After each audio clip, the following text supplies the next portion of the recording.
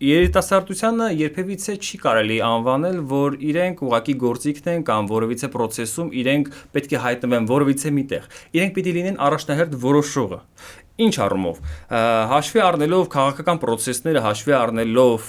մեր երկրում այսօրվա իրադրությունը, ինչքան էլ որ այսօրվա մեր ձևով շարժումը կոչվում է ապաքաղաքական, բայց երիտասարդության մոտ մեծ հետաքրքրություն է առաջացնում, թե ինչպիսի տեսլական ունենք մենք, եւ հակառակ դեպքում երիտասարդությունը երբեմն ինքն է մեզ հարց ուղում։ Իհարկե ոչ լայնածավալ մասսա է կազմում դա, այս դեպքում համարենք կարող է դա չկազմի մոտավոր ասենք 100-200 երիտասարդ, բայց կան այնտեղ բավականաչափ աշխուժ մարդիկ, ուսանողներ, ովքեր բավականաչափ մեծ կազմակերպում են